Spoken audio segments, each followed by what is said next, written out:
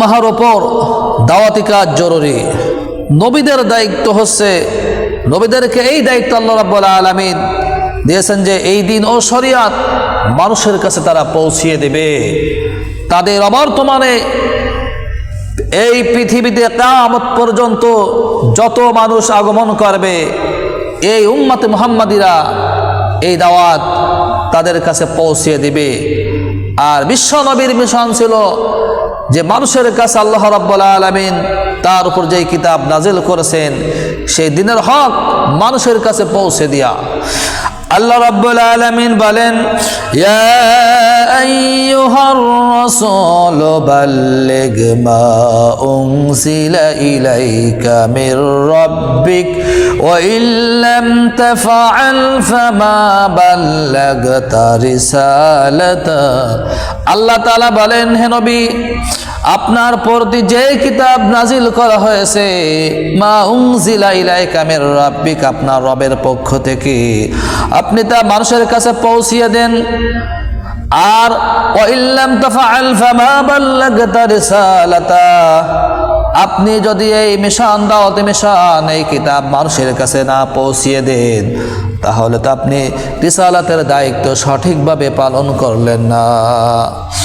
বিশ্ব নবী সাল্লাল্লাহু আলাইহি সাল্লাম এর মাধ্যমে গোটা উম্মতে মুহাম্মাদীদেরকে আল্লাহ রাব্বুল আলামিন এই নির্দেশ দিচ্ছেন যে তারা যেন নবীর বর্তমানে এই দাওয়াতি মিশন কিয়ামত পর্যন্ত যত মানুষ দুনিয়ায় আগমন করবে তাদের কাছে তারা পৌঁছিয়ে দিবে।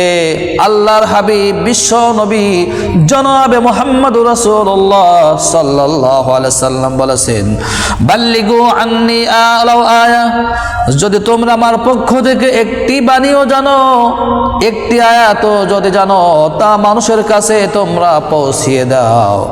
সুতরাং উম্মতে মুহাম্মাদীদের দায়িত্ব হচ্ছে বিশ্ব নবীর পক্ষ থেকে যদি একটি হাদিস, একটি আয়াত, একটি মাসআলাও যদি তারা জেনে থাকে, অপর ভাইয়ের কাছে তারা তা পৌঁছিয়ে দেবে। শুধু নিজে আমল করলে হবে না।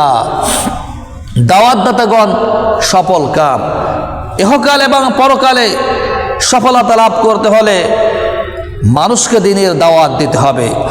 আল্লাহ রাব্বুল আলামিন বলেন, ওয়াল তাকুম মিনকুম উম্মাতুন ইয়াদউনা ইলাল খায়রি ওয়া ইয়া'মুরুনা বিল মা'রুফি ওয়া ইয়ানহাউনা আনিল মুনকার ওয়া উলাইকা হুমুল মুফলিহুন।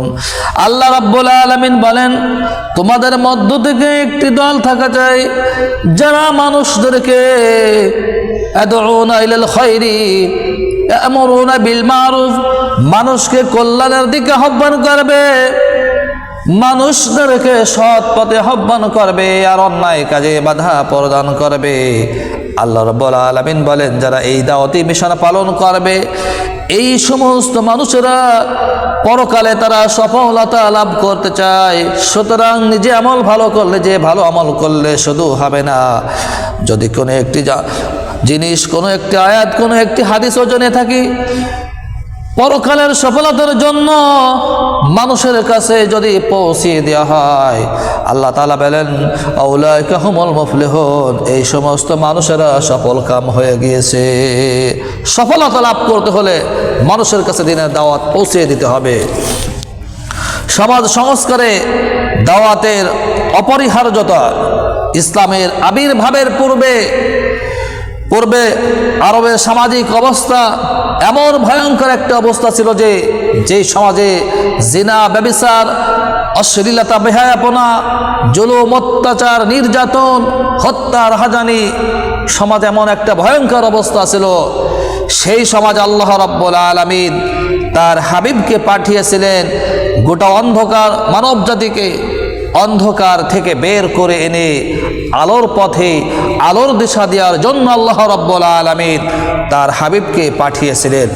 রাসূল করিম সাল্লাল্লাহু আলাইহি সাল্লামের মিশন ছিল মানব জাতিকে অন্ধকার থেকে বের করে আলোর দিশা দেওয়ার জন্য। আল্লাহ রাব্বুল আলামিন বলেন, আলিফ লাম রা কিতাবুন আনজালনাহু ইলাইকা লিতুখরিজান নাসা মিনাল যুলুমাতি ইলান নূর। আল্লাহ তাআলা বলেন আলিফ লাম রা কিতাবুন আনজালনাহু ইলাইকা লিতুখরিজান নাসা মিনাজ যুলুমাতি ইলান নূর।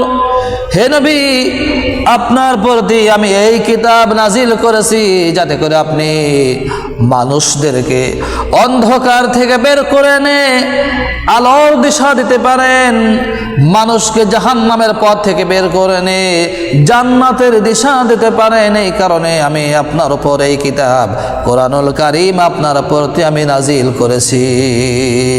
আল্লাহ রাব্বুল আলামিন তার হাবিবকে এই কোরআনের মাধ্যমে তিনি গোটা মানব জাতিকে অন্ধকার থেকে বের করে এনে আলোর দিশা দিয়েছিলেন।